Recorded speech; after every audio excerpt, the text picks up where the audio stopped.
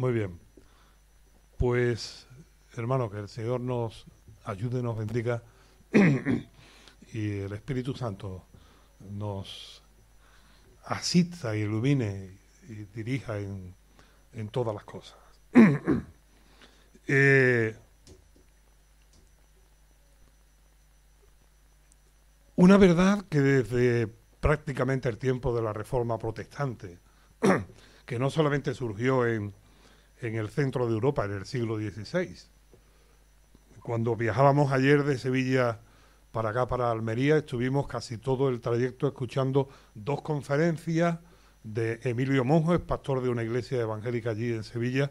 Él es doctor en filosofía por la Universidad de Sevilla y él forma parte, él dirige un equipo que lleva años, desde el 2006 concretamente, haciendo y publicando estudios de la reforma, de la historia de la reforma protestante española. y, y es interesante que la reforma protestante, la reforma protestante, verdad, que vino de Alemania, porque allí donde se colgaron las tesis de Lutero, los abajo firmantes protestamos en contra de, y ese protestamos en contra de dio después el título a la nomenclatura de protestantes a los que se identificaban con aquello. Pero al unísono y un poco antes, en España y en Andalucía, pues surgió un buscar, un descubrir, un encontrar a través de la palabra de Dios, porque Lutero no descubrió la Biblia allí escondida en una biblioteca, sino que hubo un tiempo previo en el que se despertó un interés por la palabra de Dios. Eso mismo sucedió aquí en España y en Andalucía, concretamente en Sevilla. Allí estaba Casiodoro de Reina, Cipriano de Valera, Antonio del Corro, Juan Gil, Higinio y otros más. Unos de ellos, los tres primeros, eran frailes jerónimos en el monasterio San Isidoro del Campo, donde llevaban mucho tiempo leyendo la Biblia, la palabra de Dios, en contra de lo que el catolicismo romano establecía. Y cuando llegan del centro de Europa los escritos de Lutero, de Calvino y también de Erasmo, que allí influyó mucho, ellos ya llevaban tiempo leyendo la palabra de Dios. Y no solamente en el monasterio San Isidoro del Campo, sino dentro de la propia ciudad de Sevilla. Allí se había producido el primer pogrom en contra de los judíos en 1391 y algunos de los judíos, en vez de huir, pues dijeron que se habían convertido. Y les llamaban los nuevos cristianos.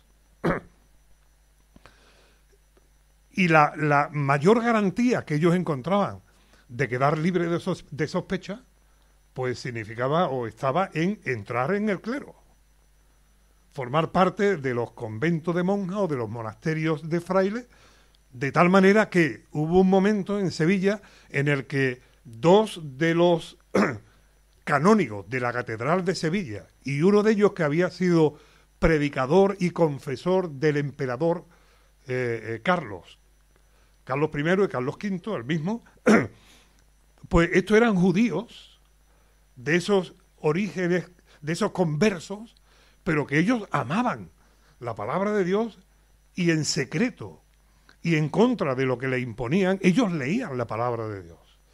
De tal manera que se produjo una reacción donde había cientos y más de cientos de personas allí en Sevilla y el entorno.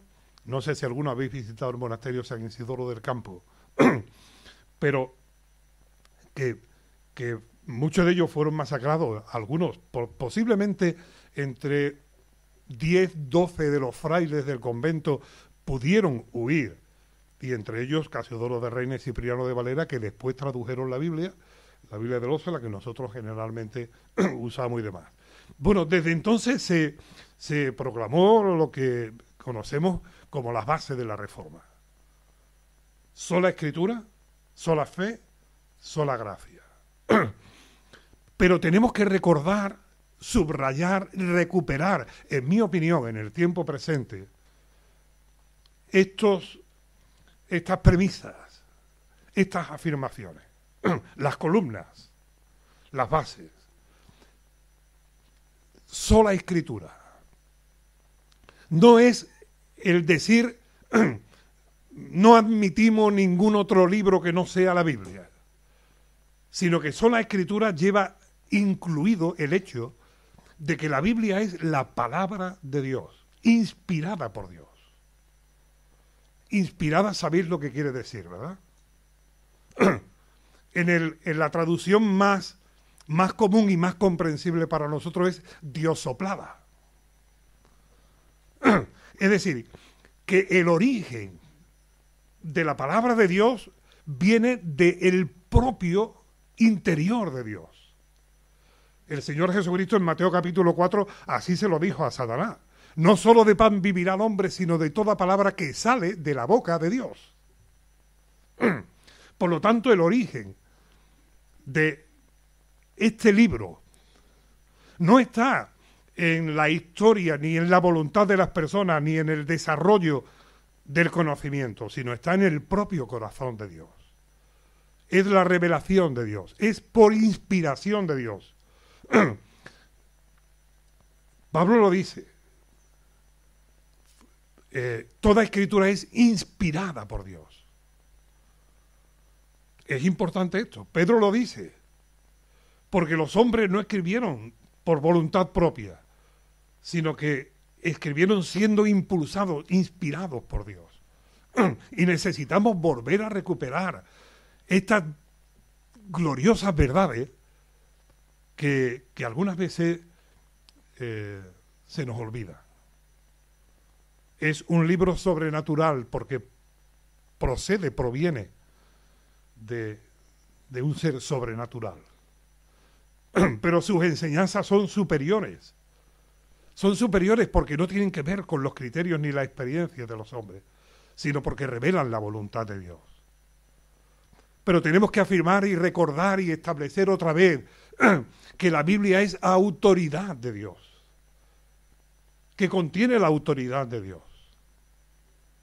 Que nosotros como creyentes, nosotros como matrimonio, nosotros como familia de hijos de Dios, tenemos y debemos guiar nuestras vidas por lo que Dios dice y no dejarnos influenciar tanto por las corrientes filosóficas, recursos humanos que se nos ofrecen en nuestro entorno. Es autoridad de Dios, así ha dicho Dios. Esto viene en la Biblia alrededor de 1700 veces. Así ha dicho Dios, o así dice Dios, o vino la palabra de Dios, o habló Jehová diciendo, o mandó Jehová, escribe esto. Pero no solamente es autoridad de Dios. La Biblia es digna de confianza, porque no tiene error. No contiene ningún error. No hay una sola contradicción en la palabra de Dios.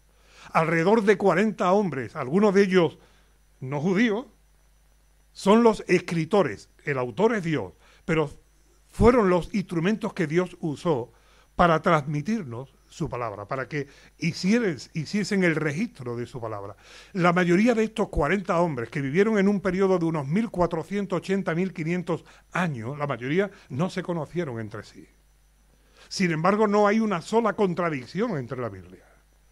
Ayer hablábamos de la revelación progresiva y hay un desarrollo de las verdades. En un principio encontramos una verdad que después, a través de toda la Biblia y de todo el proceso de la revelación, se va añadiendo más luz, añadiendo más verdad para que vayamos conociendo más, hasta que llega después la revelación última.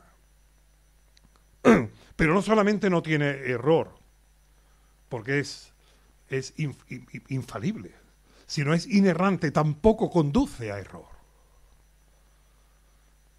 Aquí en España la Iglesia Católica ha dicho tantas veces, la Iglesia Católica Romana me refiero, porque yo soy de la Iglesia Católica,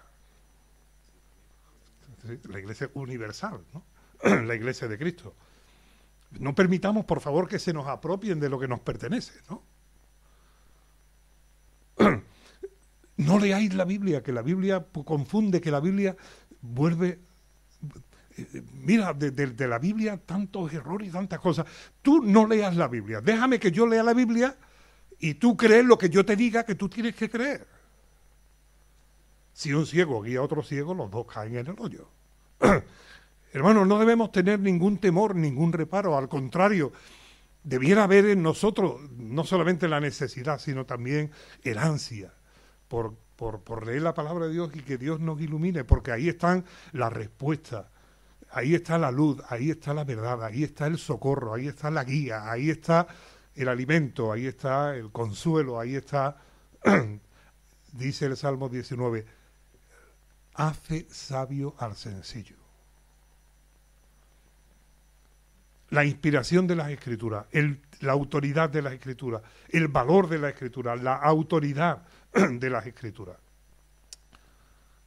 Y aquel Verbo se hizo carne y habitó entre nosotros y vimos su gloria. Gloria como del unigénito del Padre, lleno de gracia y de verdad. El Verbo se hizo carne. Cristo es la revelación última, final, pero también completa y magnífica de Dios mismo. Y este tiene que ser nuestro fundamento. He dicho antes como creyentes, como matrimonio, como familia, también como iglesia. Muchas veces nos proponemos objetivos y metas. Bienaventurados los de limpio corazón. Ese debería de ser una de nuestras principales metas, tener un corazón limpio. ¿Os acordáis qué es lo que le sigue en la bienaventuranza? Ellos verán a Dios. ¿Queremos ver a Dios? Hermano, no es problema del oculista. No, es problema del corazón. Tiene que ver con nuestra actitud, con nuestra integridad, que no perfección, sino sinceridad. Por lo tanto, yo os animo y os exhorto con todo cariño, hermano, hermana, la iglesia aquí en Almería, a las Escrituras, se ha dicho antes. Si no es conforme a la Escritura y al testimonio, es que no les ha amanecido. Hay de aquellos que dicen, así ha dicho Dios, y no hablan lo que Dios dice, sino manifiestan sus propios sueños. Y Dios dice, si quieres manifestar tu sueño, hazlo, pero no digas que yo te lo he dicho. No confundas.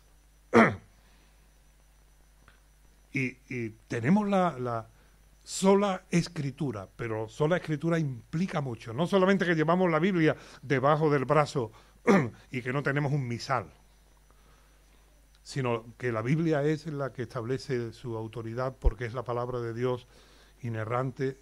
Toda la escritura es inspirada por Dios y útil para enseñar, para corregir, para redarguir, para instruir en justicia, a fin de que el siervo de Dios, el hombre de Dios, esté enteramente equipado, preparado para toda buena obra. Y hablábamos ayer de Jesucristo como fundamento y la palabra de Dios, la revelación de Dios como esa roca sobre la que tenemos que edificar. Yo esta noche quiero, y voy a ver si soy un poco más metódico que anoche. Anoche me parece que perdí un poco los papeles, no sé si es del viaje o de qué, pero ser un poco más metódico en la exposición, a ver si me explico mejor. Hoy vamos a hablar de otro fundamento, el del servicio. Y hablamos ayer de que Dios nos ha hecho colaboradores suyos en la edificación de su cuerpo, que es la iglesia. Pero para colaborar tenemos que seguir las instrucciones. Pero no solamente seguir las instrucciones, sino que tenemos que implicarnos en el servicio. Yo voy a hablar acerca del tema de los dones espirituales. Sabéis que están fundamentalmente en dos pasajes. Romanos capítulo 12 habla de los dones, Primera de Corintios, capítulo 12, habla también de los dones espirituales. Vamos a ver, nos vamos a acercar a esos dos pasajes. Pero hay otro pasaje más donde también se relaciona con el tema de los dones. Efesios capítulo 4. Si me permitís, yo os diré que creo que Efesios capítulo 4 no está hablando de los dones espirituales, que no es una lista de dones. Si me acompañáis, por favor. Efesios capítulo 4. Yo pues, preso en el Señor, os ruego que andéis como es digno de la vocación con que fuisteis llamados, con toda humildad y mansedumbre, soportándoos con paciencia los unos a los otros en amor, solícitos en guardar la unidad del Espíritu en el vínculo de la paz, un cuerpo y un espíritu, como fuisteis también llamados en una misma esperanza de vuestra vocación, un Señor, una fe, un bautismo, un Dios y Padre de todos, el cual es sobre todos y por todos y en todo. Pero a cada uno de nosotros fue dada la gracia conforme a la medida del don de Cristo. Por lo cual dice, subiendo a lo alto llevó cautiva la cautividad y dio dones a los hombres. Y eso de que subió, ¿qué es sino que también había descendido primero a las partes más bajas? El que descendió es el mismo que también subió por encima de todos los cielos para llenarlo todo. Y él mismo constituyó a unos apóstoles, a otros profetas, a otros evangelistas, a otros pastores maestros, a fin de perfeccionar a los santos para la obra del ministerio, para la edificación del cuerpo de Cristo, hasta que todos lleguemos a la unidad de la fe y del conocimiento del Hijo de Dios, a un varón perfecto, a la medida de la estatura de la plenitud de Cristo. Y él dio dones a los hombres. Ahí no está hablando de carísmatas. El carísmata es un don que el Espíritu Santo, o dones que el Espíritu Santo regala, da, coloca, pone en los creyentes, en todos los creyentes, para que a través del ejercicio de ese don, de esa facultad que antes no teníamos, que no tiene que ver con las habilidades naturales, sino que tienen que ver con las facultades espirituales que ahora veremos, Dios el Espíritu Santo pone en el creyente, para que colaboremos en la edificación espiritual de la Iglesia de Dios. Pero aquí no está hablando de carísmatas, aquí está hablando de Dorea.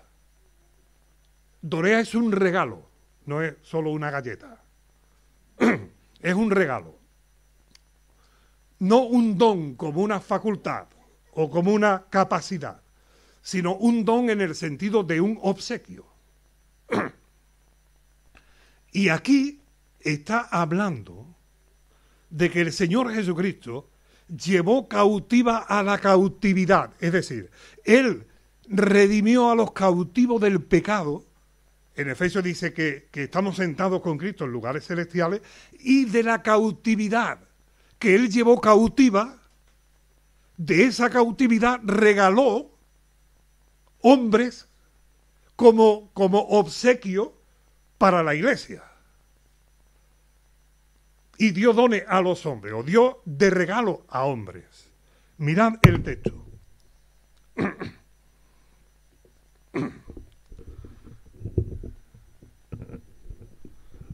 Y dio dones a los hombres.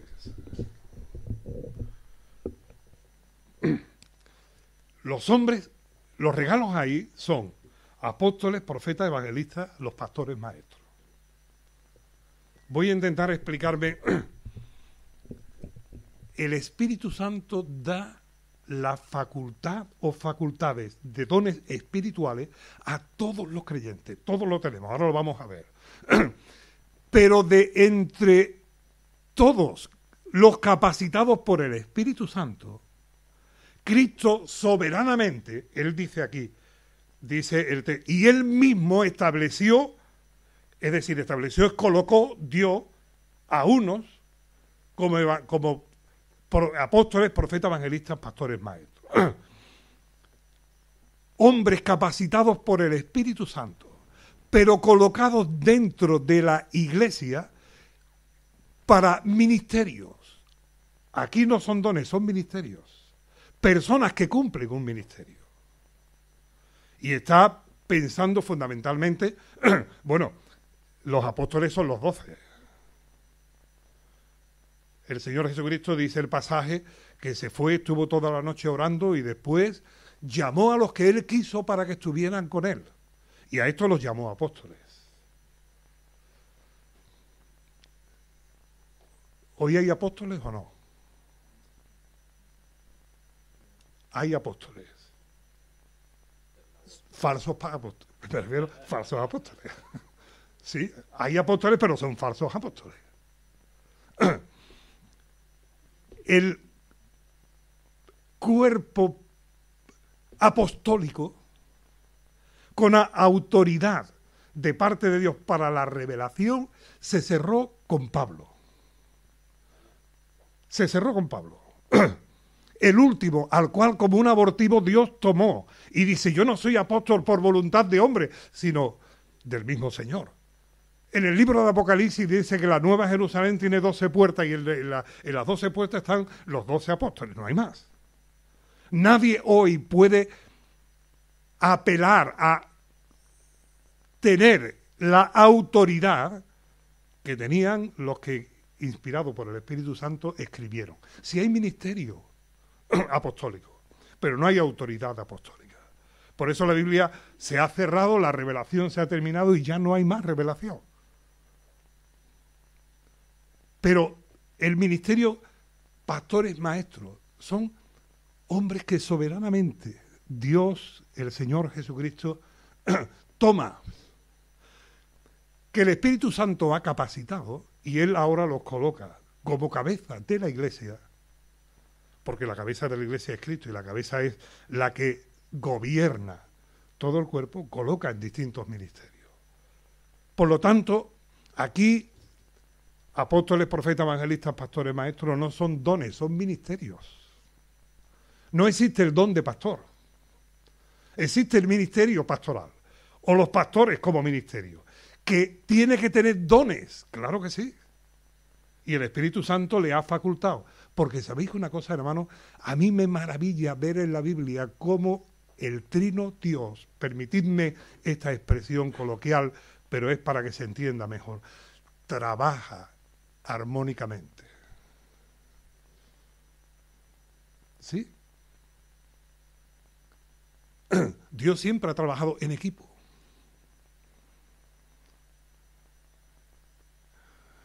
En el principio creó Dios los cielos y la tierra. Y la tierra estaba desordenada y vacía. Y el Espíritu de Dios se movía sobre la faz de las aguas. Y dijo Dios, sea la luz. ¿No estáis viendo ahí la Trinidad? El Espíritu, la palabra. Porque si Dios dijo, usó la palabra. Y Pablo dice que todo lo creado ha sido creado por medio de Jesucristo, por Él y para Él. Vemos a Israel en el desierto. Dice Pablo en 1 Corintios 10, y la roca que los seguía era Cristo. Y Dios le acompañaba en la nube de día y en la columna de fuego de noche. Y luego dice Moisés, y enojaron tu Santo Espíritu y tú te enfadaste con ellos. Mirad, hermano, en el transcurso, en el periodo del desierto, aquellos 40 años, el Trino Dios estaba guiando, protegiendo, proveyendo. Dios siempre ha trabajado en equipo. ¿Me acompañáis a Primera de Pedro?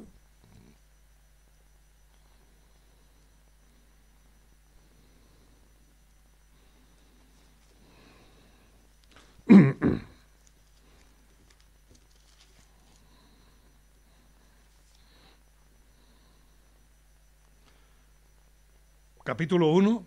Pedro, apóstol de Jesucristo, a los expatriados de la dispersión en el Ponto, Galacia, Capadocia, Asia y Bitinia. Notad en un versículo, elegidos según la presciencia de Dios Padre, en santificación del Espíritu para obedecer y ser rociado con la sangre de Jesucristo.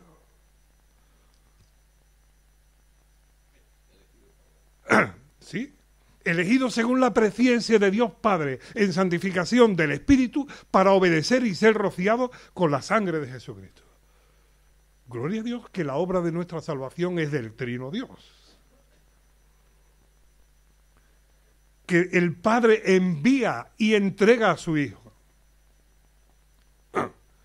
Que el Hijo dice, heme aquí, y lleva a cabo la obra de la redención en la cruz del Calvario ocupando nuestro lugar. Y están allí las espaldas de Dios, de las que hablábamos ayer. Y habla después de que el Espíritu resucitó a Jesucristo de entre los muertos. Hermano, Dios siempre ha trabajado y sigue trabajando en equipo.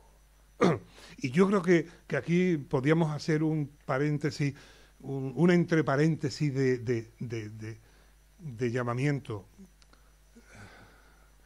Aprendamos con Dios. Aprendamos de Dios a trabajar en equipo. A no ser guerrero solitario, mucho menos lobo solitario, ¿no? La comunión es importante. Vosotros como piedras vivas, decíamos ayer que Pedro decía, ¿sabéis lo que pasa cuando las piedras chocan, no? Que saltan chispas. Y es imposible que no surjan problemas entre nosotros. Pero aquí tenéis en la orilla de la playa millones de piedras que son suaves, brillantes. ¿Sabéis por qué, no? Por el continuo roce de una con la otra. Dejan de ser de piedras bastas de la cantera del mundo y pasan a ser piedras brillantes pulidas, y a veces llenamos los botes o se le dan otro uso. Y hablamos ayer de que Dios quiere perfeccionarlo en el roce. No estoy diciendo que es bueno que salte chispas. Lo que estoy diciendo es que cuando saltan chispas es una oportunidad para que desaparezcan aristas de nuestra vida y nuestros temperamentos y nuestros caracteres sean también pulidos. Y es importante que esto es lo que la Biblia llama un mismo sentir. Y en música se llama armonía.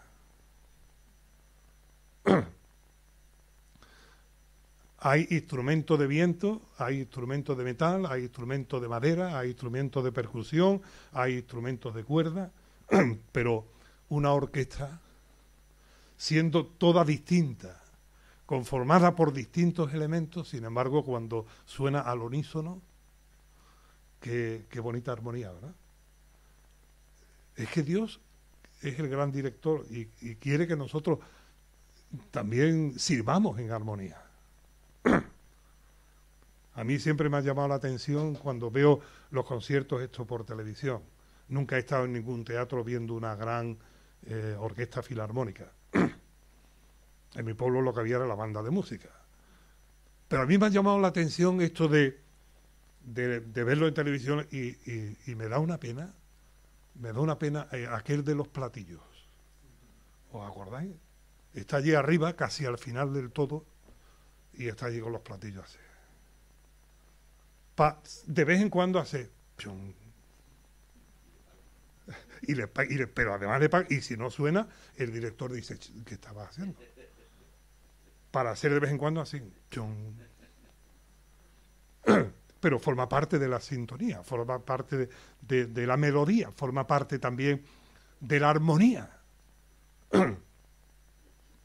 Y yo no voy 8 años al conservatorio, 10 para hacer chum. Yo prefiero el violín, porque...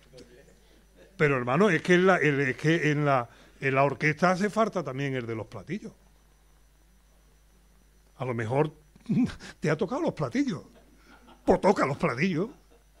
Y cuando corresponde y venga a pelo, pues hace, según el pentagrama de la obra, pues cuando te toque hace chum. pero es que eres importante. No sé si me estoy explicando. Dios quiere edificar su obra, Dios quiere edificar su iglesia y quiere que lo hagamos en armonía y que lo hagamos en unidad y que lo hagamos en equipo y que lo hagamos en conjunto y que nadie está fuera de esa orquesta de la cual Él es el director y que debe interpretar y debe de ejecutar la obra escrita por Él. Vamos a 1 Corintios capítulo 12, por favor. Me encanta ver a Dios trabajando en equipo, ¿eh? Os digo una cosa, ¿eh? A mí me es más fácil trabajar solo. Porque discuto conmigo, pero siempre gano yo. Pero trabajar con otro y colaborar en esto y en lo otro no es tan fácil. Y no es porque el otro sea peor, sino porque es que yo soy como soy, ¿no? Pero tenemos que vencer esa tendencia, esa tentación, ese mal de los guerreros, esto que decía antes, solitarios. Ahora le llaman, ¿cómo es? Francotiradores. No forman parte de una guerrilla, sino que van por ahí disparando a lo que se mueve. 1 Corintios 12. No quiero, hermanos, que ignoréis acerca de los espirituales. En el original no estas dones. Está hablando de los temas espirituales. En el desarrollo de los capítulos anteriores se entiende, por eso está puesto ahí, porque es el desarrollo para que se entienda bien. No quiero, hermanos, que ignoréis acerca de los dones espirituales, de los temas o de las cuestiones espirituales, asuntos espirituales. Sabéis que cuando erais gentiles se os extraviaba llevándoos como se os llevaba a los ídolos mudos. Por tanto, os hago saber que nadie que hable por el Espíritu de Dios llama anatema a Jesús, y nadie puede llamar a Jesús Señor sino por el Espíritu Santo. En el versículo 2 está haciendo un llamamiento. Mirad, no os dejéis condicionar por vuestras experiencias religiosas anteriores. Antes se os extraviaba llevándoos a los ídolos mudos. Esto me llama, es un peligro, pero cuidado con hacer ídolos de cosas que Dios nos ha puesto solamente como ilustraciones, ¿eh? Hermano, huid de la idolatría. El pan que partimos no es el cuerpo de Cristo. La copa de la que participamos no es la sangre de Cristo. Y este dice, huid de la idolatría. Yo he visto algunos que viniendo de un trasfondo romano, donde la transustanciación, es decir, la Eucaristía, es el corazón, el centro de la vida religiosa, han caído en el error de hacer lo mismo con los símbolos del pan y del vino, casi lo mismo. Cuidado con nuestras ritualismo anterior, los condicionantes religiosos y todo lo demás. Hermano, hay cosas que hay que dejar atrás. Hay cosas que hay que ir renovando en nuestra mente. Nadie que hable por el Espíritu de Dios llama anatema a Jesús. Nadie puede llamar a Jesús Señor sino por el Espíritu Santo. Está hablando diciendo, mirad, dejemos que el Espíritu Santo sea el que nos lleve, que sea el que nos guíe. Y la referencia es Jesucristo. El modelo es Jesucristo. El fundamento y la roca es Jesucristo. Ahora bien, versículo 4. Hay diversidad de dones, pero el Espíritu es el mismo. Hay diversidad de ministerio, pero el Señor es el mismo. Hay diversidad de operaciones, pero Dios, que hace todas las cosas en todo, es el mismo. ¿Veis la Trinidad ahí o no?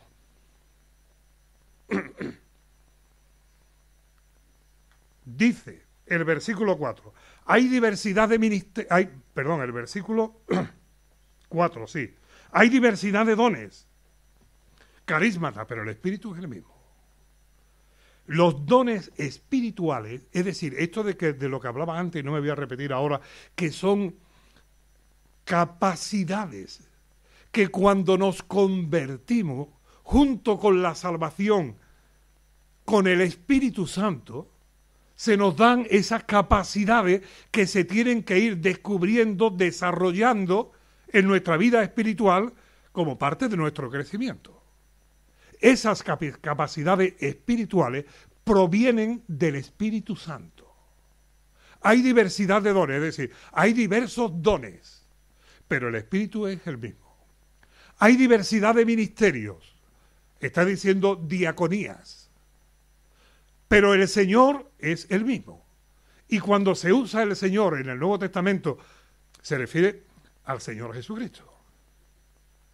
Hay diversidad de, versículo 6, operaciones, energématas, energía. Hay diversidad de operaciones, pero Dios, y se refiere a Dios el Padre, que hace todas las cosas, en todos es el mismo. Quiere decir que Dios, el Espíritu Santo, nos da los dones, uno o más, pero a todos. Ningún nacido de nuevo puede decirle a Dios, no tengo ningún don, porque eso no es verdad. Todos los nacidos de nuevo debiéramos buscar a Dios diciéndonos, Señor, muéstrame cuáles son los dones que tú has puesto en mí. Pero los dones están, el Espíritu Santo, como parte de el sello de la salvación, como parte del regalo de la salvación, trae dones a la vida de todos los creyentes. El Señor Jesucristo, que es el Señor de la Iglesia, que es la cabeza, distribuye los ministerios. Y Dios el Padre, que es el que produce en nosotros tanto el hacer como el querer por su buena voluntad, nos da la fuerza, el poder, la energía para llevar a cabo los ministerios. De manera que Dios el Espíritu Santo capacita, Dios el Hijo pone en el lugar para llevar a cabo una función o unas funciones concretas y específicas, no solamente con los ancianos, pastores, maestros de Efesios 4, a todos los creyentes. Y ahora Dios el Padre nos da permanentemente, constantemente las fuerzas, el poder, la energía que necesitamos para poder llevar a cabo ese ministerio. No sé si me estoy explicando de manera que se entienda. Pero qué maravilla cuando dice, edificaré mi iglesia. Y Dios está implicado, y está implicado de una manera armónica. La Trinidad trabajando, Jesús lo dijo, mi Padre hasta ahora trabaja y yo trabajo también. Hermano, algunas veces cuando decimos, no, en el Antiguo Testamento es Dios el Padre el que se revela, en los Evangelios es Dios el Hijo el que obra, ahora estamos en el Espíritu Santo. ¿El Señor Jesucristo no está haciendo nada? ¿Dios el Padre está en el paro? Lo digo con todo respeto. No, la Biblia enseña que Dios está obrando. El Trino Dios está operando. No me conteste, pero respóndete a ti mismo. ¿Quién habita en la vida del creyente? El Trino Dios. No es solo el Espíritu Santo. Os conviene que no yo me vaya. Os enviaré al otro Consolador. Para que ya no estéis solo, lo que yo estoy haciendo ahora con vosotros, el otro lo va a hacer. Pero mirad, el que me ama, mi Padre y yo, haremos morada en él. De manera que no eres solamente templo del Espíritu Santo, que has nacido de nuevo, hermano y hermana, en la fe. sino eres morada de Dios por el Espíritu, pero el Dios trino. He aquí yo estoy con vosotros, no solamente en el trono.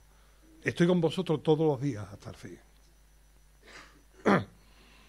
Y Dios el Espíritu Santo, y Dios el Hijo, y Dios el Padre, están implicados en el desarrollo de la obra de Dios.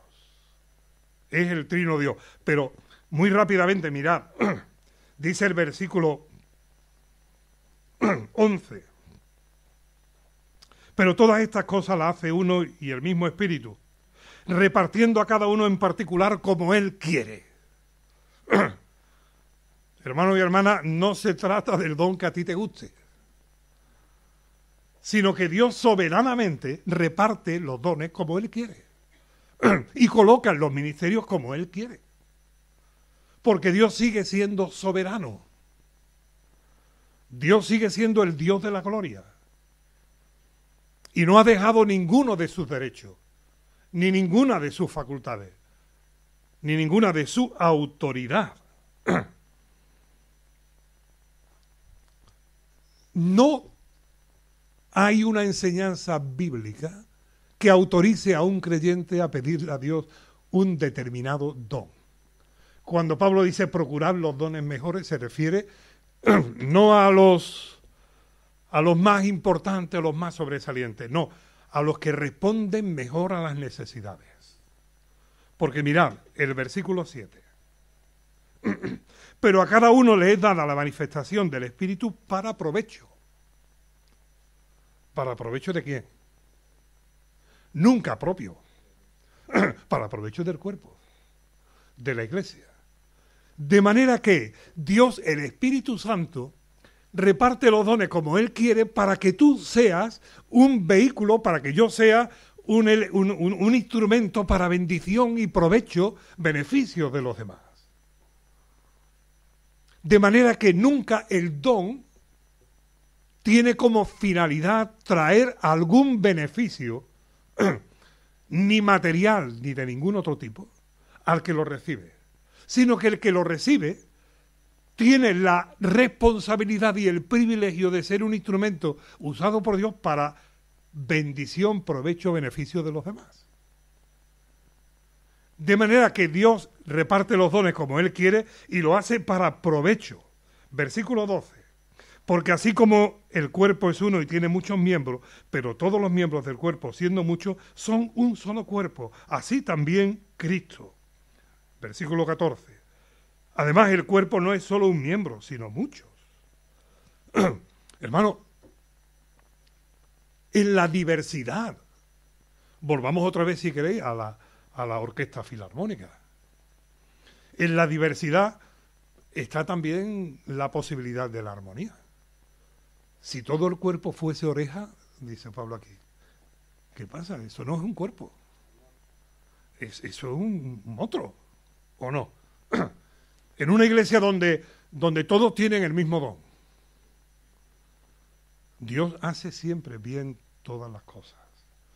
Y cada uno de nosotros somos distintos y diferentes de los demás para conformar en la unidad de un cuerpo, un ministerio, unos servicios, unas labores que es de provecho para todos y sobre todo para la edificación. Ninguno es más importante que el otro, porque todos nos necesitamos. El pie no tiene derecho a decirle a la mano no te necesito. Ni el ojo le puede decir al pie no me hace falta. En nuestro cuerpo todos los miembros sirven a un mismo cuerpo y sirven de provecho y beneficio para el cuerpo. ¿Sabes una de las mejores señales de salud que tenemos en nuestro cuerpo físico? ¿Sabéis cuál es? Que no duela. Porque si no te duele el estómago es que funciona bien. Lo que sirve de señal de que hay un problema es el dolor o las deficiencias del tipo que sea, ¿no? Cuando hay salud, cada miembro del cuerpo está cumpliendo su función. Y está siendo de provecho, bendición y beneficio para todo el cuerpo. Y a veces dicen, es que hay hermanos quejándose, por eso es que la salud no está muy bien. Pero no es el cuerpo, a lo mejor es el miembro. Si nos implicáramos mucho más en pensar que estamos aquí para bendición de los demás, para la edificación del cuerpo, y dejáramos nuestras propias cuitas en las manos de aquel que es poderoso para guardar y para cuidar, la salud estaría mucho mejor. Y el cuerpo más saludable. Por eso dice el versículo 15, si dijere el pie porque no soy mano, no soy del cuerpo, por eso no será del cuerpo. No te compares con nadie. Ah, no, yo, este sí es la iglesia porque hace esto y esto y esto y esto. El hecho de que la función sea distinta no te hace no ser del cuerpo. Es más, el hecho de que tú no estés ejercitando los dones espirituales que el Espíritu Santo ha puesto a ti, ni cumpliendo la función o ministerio que Dios el Hijo tiene dispuesto para ti, y la iglesia lo necesita, el hecho de, si no lo estás haciendo, no es que no seas del cuerpo, sino que no hay una salud espiritual adecuada, quizás por falta de alimento o por falta de higiene espiritual. ¿Os acordáis cómo le puso José a sus dos hijos, verdad? Efraín y Manasés. Efraín y Manasés. Dios me hizo olvidar el nombre de Efraín. Manasés, fructífero.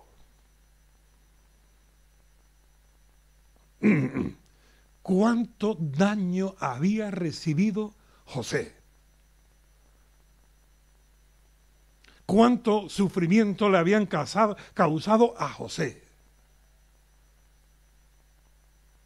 Yo me imagino a mí mismo que me dice el faraón, tú eres el segundo, y a los demás obedecerle. Digo, venga, preparar unos pocos que vamos a buscar a mis hermanos. Y otros que vayan a por Potifar. Y la mujer. ¿Cómo se llamaría la mujer de Potifar? No lo dice cómo se llamaba. Pero algunos dirían, ve a buscarlo. O al panadero.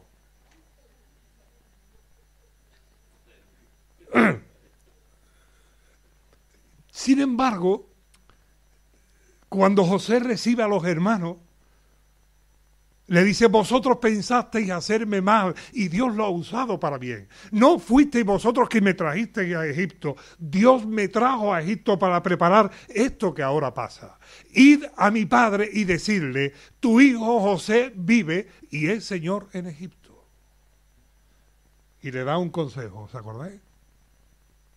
No discutáis en el camino. Porque ahora se iban a echar la culpa unos a otros, que conocía el pecado. Ahora se iban a discutir entre ellos en el camino. ¿Por qué pudo hacer todo eso José? Dios me ha hecho olvidar. No lo ha borrado de la mente, pero Dios lo ha sanado de su corazón. Por eso es fructífero. Estoy diciendo que a veces hace falta higiene en la vida espiritual y en nuestra vida de creyente, de olvidar el pasado. ¿Sabéis que perdonar es soltar? Es cortar, liberar, dejar ir. Eso ha hecho Dios con nuestros pecados. Lo ha enterrado en el fondo del mar y ya no se acuerda más de ellos.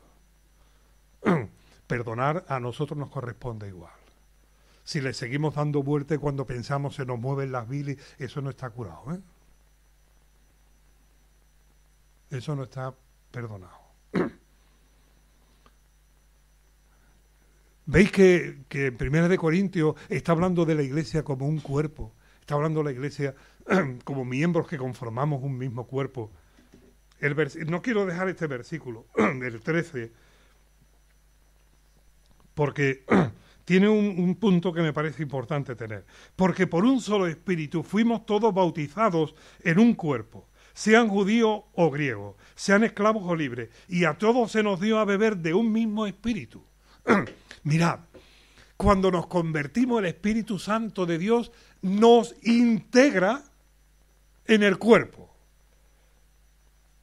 Todos fuimos bautizados en un mismo espíritu.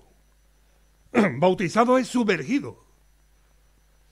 Somos incorporados, hemos sido incorporados por el nuevo nacimiento a formar parte del cuerpo. Dice, pero a todos se nos dio de beber de un mismo espíritu. No es solamente que yo he sido incorporado al cuerpo de Cristo, sino que el Espíritu Santo ha venido a llenarme. No es solamente que me sumerge, sino que me llena, que me colma, como una fuente de agua de vida. Y estamos dentro del cuerpo, porque formamos dentro del cuerpo y el Espíritu Santo nos ha sumergido en el cuerpo, pero no estamos secos, estamos llenos. Para dar, para compartir, para enriquecer. Versículo 22, antes bien los miembros del cuerpo que parecen más débiles son los más necesarios. Dice que parece. No que sean más débiles. Hay miembros del cuerpo, hay miembros en la iglesia que a veces parece que aportan poco. Y son las calderas. Porque en silencio, clamando delante de Dios en oración, porque de manera prudente, interesándose por unos y por otros, ayudando. Hay hermanos y hermanas allí en Sevilla que si alguien se muere, cuando yo llego al tanatorio ya están allí. Y si está en el hospital y voy a verlo, me dice, pues aquí ha estado fulano, fulano y fulano. Y parecen los más débiles. O por lo menos hacen menos ruidos que otros, ¿eh? Pero son los más necesarios. Nosotros miramos lo de fuera, ¿eh? ¿Te han dicho alguna vez, oye, qué páncreas más bonito tienes, hijo? ¿Te lo han dicho? ¿Te han dicho alguna vez, hay que ver el hígado, qué brillante, ¿no? Te hablan del pelo. ¿Qué pelo más bonito tiene? Los que tenéis pelo. O el color de los ojos, o algunas cosas. Pero estos son los menos necesarios, ¿eh? Los que no se ven son los más necesarios. Hermanos y hermanas, Dios quiere que el cuerpo crezca armónicamente, que el desarrollo del cuerpo crezca armónicamente. Pero alguno puede pensar, sí, pero mira, Miguel Ángel, esto de encontrar el don y el ministerio, esto qué complicado es, ¿eh? ¿Tú crees que es complicado o no? Vamos a Romanos 12.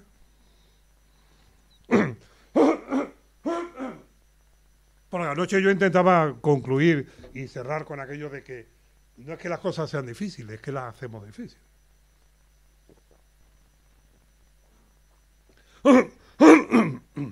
Romanos 12.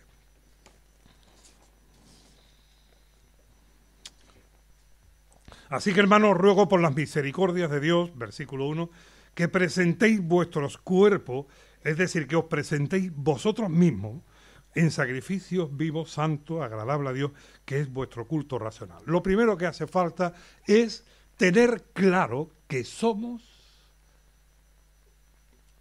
sacrificios. Ofrécete a ti mismo, a Dios, en sacrificio vivo, santo, agradable. Es decir, dile a Dios, Señor, ¿qué quieres que haga? Aquí estoy. El hacer tu voluntad es lo que me agrada, es lo que me vale, es lo que me satisface, es lo que me da paz y gozo. Ofrécete a ti mismo en sacrificio vivo, en contraste de aquellos sacrificios del Antiguo Testamento, ¿no? Que eran víctimas que se presentaban allí. No conforméis a este siglo, sino transformaos por medio de la renovación de vuestro entendimiento. Es decir, no pensemos como si esto fuese una empresa, como si fuese un negocio, como si fuese una organización. A veces se cometen errores gravísimos, Se convierte un maestro o una maestra y dice, hombre, mira, ya tenemos aquí un magnífico maestro de escuela dominical. Un momento. Que puede ser muy bueno para enseñar ciencia o matemática, pero estamos hablando de habilidades, pero aquí estamos hablando de dones espirituales. Discernimiento espiritual, ver las cosas como Dios las ve. No nos dejemos influenciar por el mundo.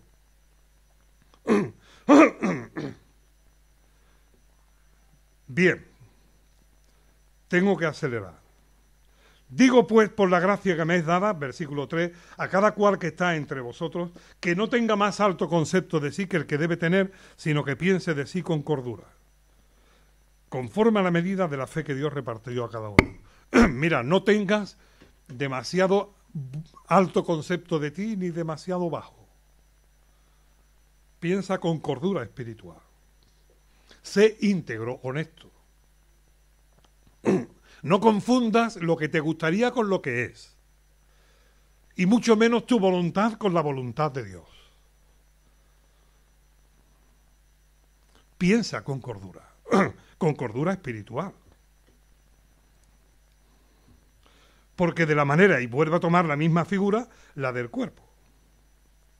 Ahora, versículo 6. De manera que teniendo diferentes dones, según la gracia que nos es dada, si el de profecía, úsese conforme a la medida de la fe, o si de servicio, en servir, o el que enseña, en la enseñanza, el que exhorta, en la exhortación, el que reparte con liberalidad, el que preside con solicitud, el que hace misericordia con alegría. Esto no es nada complicado, ¿eh? Dice, tú tienes el don de servicio. ¿En qué te vas a ocupar? En servir. Tú tienes el don de enseñanza. ¿En qué lo vas a ejercitar? Enseñando. Tú tienes el don de exhortar. Pues, ¿cómo lo vas a desarrollar? En la exhortación. Si es que esto es pura lógica divina, ¿no? Si Dios el Espíritu Santo da un don, el ministerio y la labor tiene que corresponder al ejercicio de ese don. No es tan complicado. Lo que es importante es que lo veamos. Si es el don de profecía. Parémonos un momento ahí, por eso me lo he saltado a propósito. Si es el don de profecía. ¿Qué es el don de profecía? En Romanos 12. Anuncio de eventos futuros. Predecir que va a venir un terremoto. Marcar la fecha de cuándo Cristo va a venir por la iglesia. Decirte quién va a ser tu novio o tu esposo o tu esposa. Si alguien te viene con eso, huye, huye. Dicen los dichos populares, la mortaja y la boda del cielo baja. La boda y la mortaja del cielo baja. Aquí no está hablando de añadir nuevas revelaciones ni profecías. Primera de Corintios 14, 3 dice, el que profetiza habla a los hombres para exhortación, edificación y consolación. Y lo que está diciendo es que el don, el ejercicio del don de la profecía tiene que ver con exponer lo que Dios dice y aplicar lo que Dios dice a fin de traer edificación, exhortación y consolación a los creyentes. El de profecía, úsese conforme a la medida de la fe. Eso dice. ¿Qué fe? ¿La fe que tiene? Si tiene más fe o tiene menos fe, no. La medida de la fe, conforme a la medida de la fe, es dentro de lo que Dios ha revelado. Porque aquí está la revelación de la fe. La fe no solo de la fe que salva, sino de lo que contiene la fe cristiana. Esa que Santiago dice que contendáis ardientemente por la fe que ha sido dada una vez a los santos. Mira, tú tienes el don de profecía, es decir, tú vas a hablar a la iglesia para traer edificación, exhortación y consolación de parte de Dios. Mira, habla conforme a la medida de la fe. Sujétate a lo que Dios dice. Cíñete al consejo de Dios. Limítate a las verdades de Dios. Pablo le dice a Timoteo, procura presentarte delante de Dios como obrero que no tiene de qué avergonzarse, obrero aprobado que no tiene de qué avergonzarse, sino que traza bien la palabra de Dios. Aquí la profecía tiene que ver con el hecho de que Dios usa a hermanos para exponer la palabra y traer por medio de la palabra edificación, exhortación y consolación al pueblo. Pero es necesario que se haga conforme a la medida de la fe, dentro de lo que Dios dice. No con opiniones ni recursos.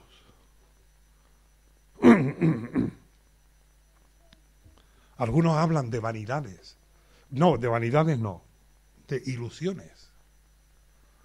Es una palabra que le he cogido manía, porque sabéis lo que es una ilusión, ¿no? ¿Tenéis ilusiones o no tenéis ilusiones? Una ilusión es lo que el ilusionista hace creer al iluso. Eso es una ilusión. Sí. El ilusionista hace creer al iluso una ilusión. Es decir, algo que de verdad no existe, que no es, como sacar el conejo del sombrero o la flor de la manga. Pero es que ¿creéis que no hay ilusionistas también en el campo espiritual?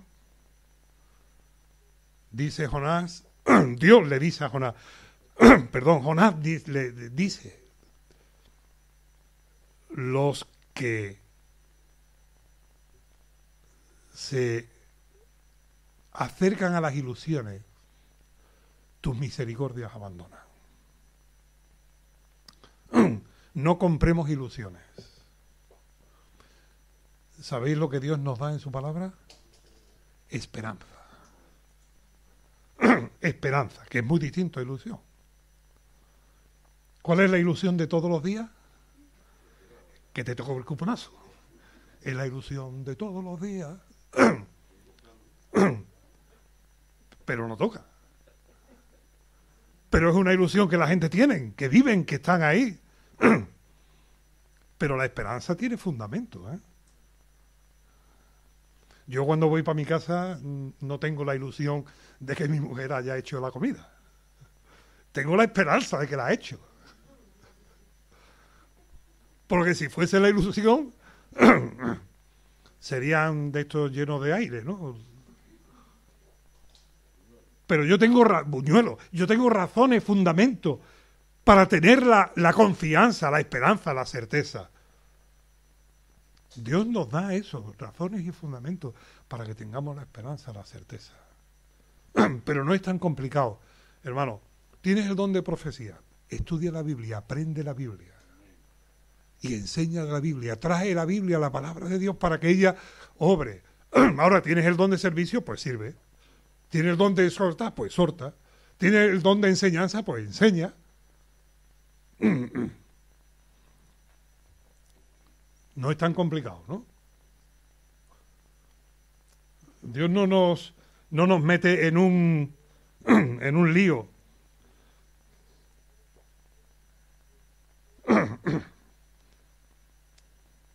El que reparte, no solamente el que exhorta, el que reparte con liberalidad, con generosidad, no siendo escaso, el que preside con solicitud. El que preside ahí son los que se ponen delante y guían y estimulan y dicen, hermanos, vamos para allá. ¿Os acordáis Moisés delante del Mar Rojo? Y Moisés le dice al pueblo cuando viene el faraón con su ejército, el Mar Rojo está allí, están hechos un sándwich y allí parece que no hay salida. Y Moisés le dice al pueblo, no temáis, que Dios va a socorrernos. Y Dios le dice, ¿por qué clamas a mí? Moisés le está hablando al pueblo, pero Dios sabe que a quien le está diciendo esto es a Dios mismo. ¿Por qué clamas a mí? Dile al pueblo que marche. Los que presiden son los que dicen, venga hermanos, que vamos para adelante. A veces alguien tiene que tirar del carro, ¿no? Tiene que ver con el don de fe. A veces hay unos pocos que lo ven claro y tienen que transmitirlo y decirle a ese hermano que Dios está con nosotros. Venga, ánimo. Me gustaría pararnos más tiempo aquí, pero no.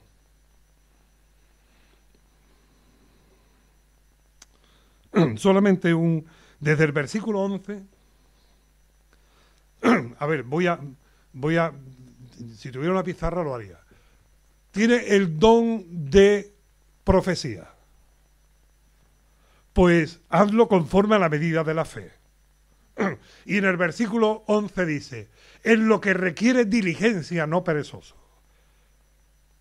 Hay 3 líneas en Romanos 12 que recogen el don, el ejercicio del don y lo que hace falta para ejercitar el don. Me quedo solamente en el primero. Profecía, medida de la fe, conocimiento, saber lo que Dios dice. Y esto que requiere diligencia, no seas perezoso. No prepares a última hora, metiendo en el microondas la palabra de Dios. Pon toda diligencia, todo interés, todo esfuerzo.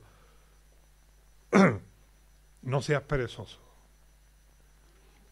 El que reparte con liberalidad. Estaba el niño en el carro. No. Pues gloria a Dios. El que reparte con liberalidad, dice el versículo 13, compartiendo para las necesidades de los santos. El que reparte no es solamente el que reparte de lo que los demandan, sino compartiendo de lo suyo propio también. No sé si me estoy explicando, pero hay una lista de los dones, una lista del ejercicio en los ministerios y después lo que requiere de cada uno para poderlo ejercitar. El que exhorta,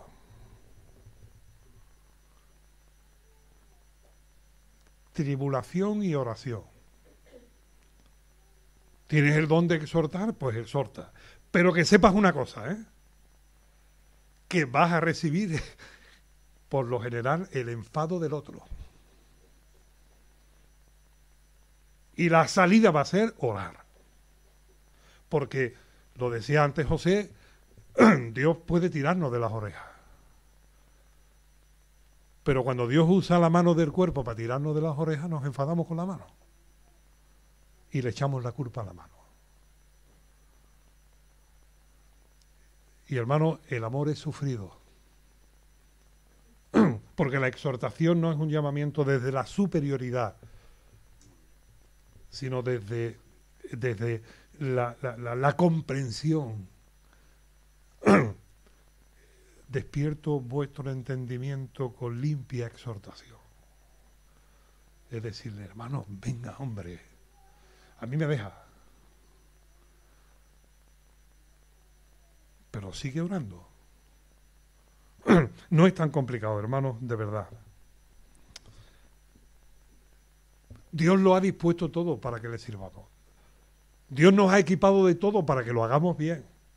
Tenemos su palabra que nos dice y nos marca todas las coordenadas y todos los principios. Dios quiere seguir edificando su iglesia y lo está haciendo. Y hemos visto en Efesios 4 que Dios toma hombre y lo coloca en la iglesia. Reconoced a los que trabajan y os presiden en el Señor, y tenedle en estima por causa de su obra. Pero ninguno, dice Hebreos, toma para sí este honor o esta honra, sino aquel a los que Dios llama. La iglesia tiene que tener también el discernimiento limpio y santo para ver la provisión de Dios. Hermano, un cuerpo es una unidad, pero formada por mucha diversidad. Y sería extraordinario que llegara a los cielos no solamente la buena armonía de nuestra alabanza cuando la cantamos, sino que llegue al cielo también la sintonía de nuestra vida como cuerpo, como iglesia del Señor Jesucristo, y sea agradable a Dios viéndonos a cada uno de nosotros haciendo lo que Dios ha preparado. Porque después cada uno dará cuenta al Señor de sí. De manera que el Señor nos ayude. El servicio forma parte también del fundamento de la edificación. A servir nos ha llamado Dios. Porque el Hijo de Dios no vino para ser servido, sino para servir y para poner su vida en rescate por muchos. Jesús se quitó la capa y se ciñó la toalla y lavó los pies y dijo, ejemplo os he dado, para que también hagáis vosotros esto. El Dios de los cielos, el Dios de la gloria, se viste en forma de hombre. Toma forma de hombre, toma forma de siervo, hecho semejante a los hombres. Toma forma de siervo. No somos señores, sino siervos.